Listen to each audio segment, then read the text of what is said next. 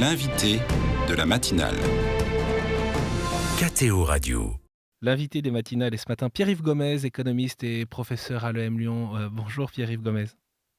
Bonjour. Merci beaucoup d'être avec nous. Vous avez écrit de nombreux livres sur le travail, la gouvernance de l'entreprise, l'écologie humaine, le capitalisme, dont l'un des derniers, L'esprit malin du capitalisme, a été publié aux éditions DDB. Alors, à l'occasion des entretiens de Valprès qui se tiennent ce vendredi et samedi à Lyon, nous vous proposons de parler du travail, du sens du travail. Vous êtes l'un des intervenants au cours de ces rencontres qui rassemblent des acteurs du monde économique.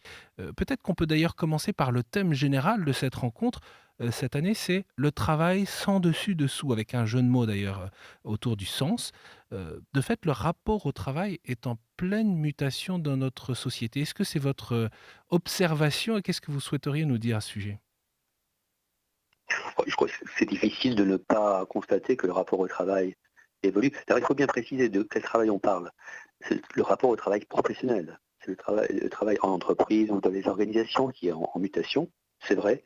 C'est vrai non pas parce qu'on travaille moins, mais parce qu'on travaille très différemment qu'il y a 20 ans. Et on travaille très différemment pour au moins une raison.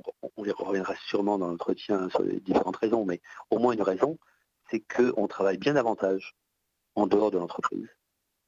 Dans ce qu'on appelle le travail du consommateur, le travail collectif, le travail associatif. Il y a énormément de travail qui a été rendu possible, notamment par l'Internet. Et qu'est-ce qui vous marque, vous, Pierre-Yves Gomez, dans ces évolutions? Est-ce que vous repérez des marqueurs significatifs? C'est le fait que pour une grande partie des personnes, lorsqu'elles sortent du bureau ou de l'entreprise, elles partent avec un téléphone portable et un ordinateur qu'elles peuvent utiliser de chez elles pour travailler. Pas travailler pour l'entreprise, travailler à autre chose. Commander, créer avec d'autres. Le travail est sorti de l'entreprise, de l'organisation depuis la diffusion de l'Internet. Ça a été une transformation majeure de notre rapport au travail, qui a conduit une transformation majeure de notre rapport au travail, parce qu'il n'y a pas un lieu qui détient tous les moyens de production, qui s'appelle les entreprises, dans lesquelles on allait pour rajouter sa force de travail, comme on disait, afin de produire. Il y a beaucoup de lieux où on peut produire, à commencer par chez soi.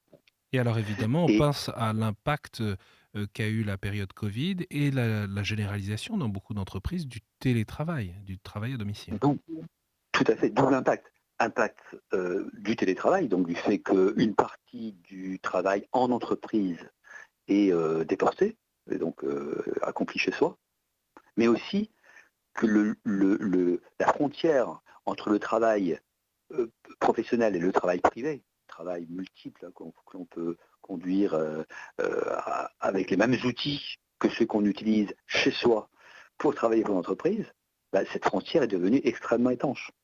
C'est-à-dire qu'on peut passer au cours d'une journée, d'autant plus si on est en télétravail, d'un travail pour soi, un travail pour l'entreprise. Et donc cette rupture qui était très nette pendant des années, notamment lorsque on pense tous à Charlie Chaplin, les machines-outils, on devait se rendre sur un lieu pour avoir des outils de production. Aujourd'hui, c'est beaucoup moins net. Est-ce que cela génère de nouvelles aspirations par rapport au travail du côté de ceux qui travaillent, du côté des travailleurs, du côté des salariés? Au-delà des aspirations, ce sont des représentations très différentes. On ne se représente pas le travail dans un lieu et on ne se représente pas le travail dans une hiérarchie comme on se le représentait il y a encore 30 ans. Pas dans un lieu, je viens d'expliquer déjà à plusieurs reprises, parce que on peut travailler de chez soi très facilement, mais pas non plus dans une hiérarchie parce que c'est devenu très latéral. On peut trouver des experts, y compris sur sa façon de faire, en dehors de son entreprise, très facilement, et peut-être des experts meilleurs que des managers qui sont supposés nous manager. Donc le rapport très vertical qui paraissait évident, il y avait ceux qui savaient moins, ceux qui ne savaient pas du tout, aujourd'hui est évidemment complètement bouleversé, parce qu'on peut, ou croit pouvoir, ou croit savoir, de manière beaucoup plus large que la guerre. Et donc le rapport à l'organisation a changé.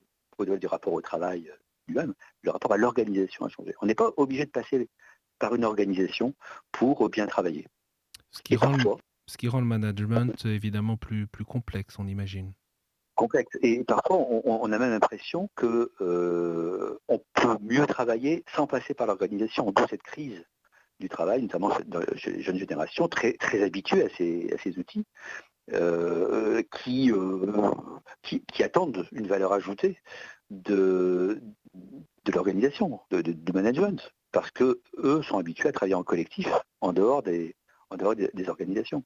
Avant d'aborder la question des défis que cela représente pour les entreprises, un mot sur aussi cette aspiration au bien-être au travail, ce qui est une aspiration dont on sent qu'elle est de plus en plus forte. Alors là, je serais plus nuancé cette question, parce que je pense que l'aspiration au bien-être, elle a toujours existé. Il n'y a aucun moment de l'histoire du travail, les collaborateurs aspirent au mal-être ou se désintéresser de la question du bien-être. Elle est devenue très prégnante sous cette terminologie-là, le bien-être, au fur et à mesure que l'individualisation, une déviation très narcissique d'ailleurs, s'est déployée dans la société. Elle est associée à une façon de se représenter l'individu. En fait, il ne s'agit pas simplement de travailler de manière correcte, en sécurité, accompagné par les autres, solidaire. Il s'agit aussi de travailler de façon à y trouver un plaisir. Pas seulement un intérêt, un plaisir. Parce que toute notre société est une société qui s'évalue, qui évalue la qualité des relations, la qualité de notre position dans le social, par rapport au plaisir qu'on peut obtenir.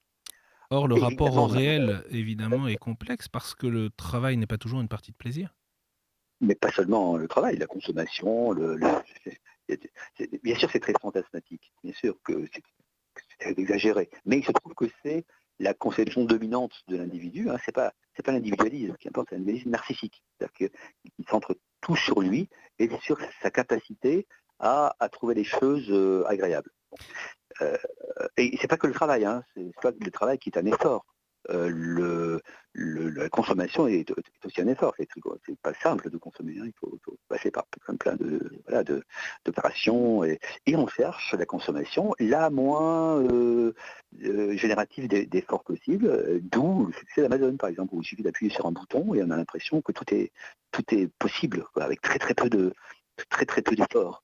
Donc cette recherche du bien-être dans ce sens-là, elle est générale, donc en particulier, elle s'est déployée sur les lieux de travail.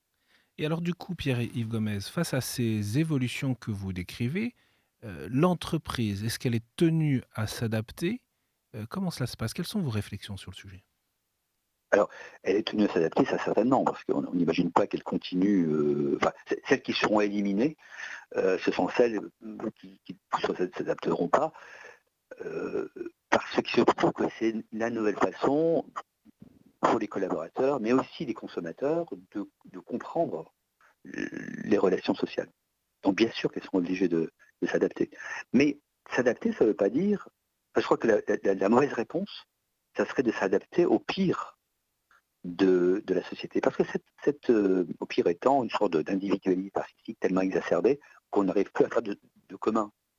C'était un sujet qui est très discuté aujourd'hui. Hein. Comment construire une société lorsqu'elle est extrêmement fragmentée?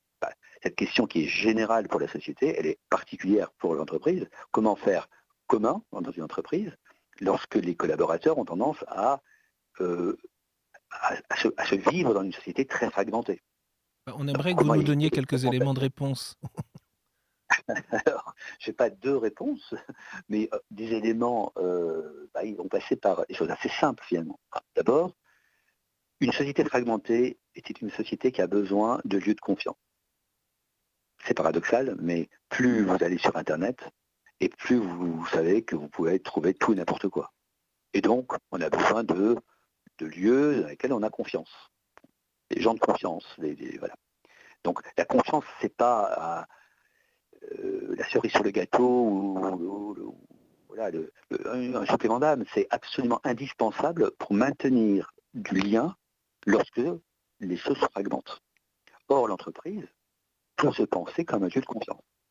Et doit, à mon sens, se penser comme un lieu de confiance. Ce qui revient à remettre en cause une vision, une conception très brutale des stratégies ou du management qui consiste à, vous savez, au nom de, il faut se transformer, il faut être agile, il faut suivre le monde qui évolue très vite, à détruire la confiance sur le long terme à l'égard de l'entreprise. Plans sociaux répétés, changement de stratégie tous les 3 ans, changement de management. Donc cette accélération, cette vibration permanente a détruit beaucoup de confiance. Et voilà, premier point, faire de nouveau l'entreprise un lieu, un espace dans lequel on a confiance. Quand on regarde les statistiques sur l'entreprise, on voit que l'entreprise comme lieu de confiance décline depuis 20 ans.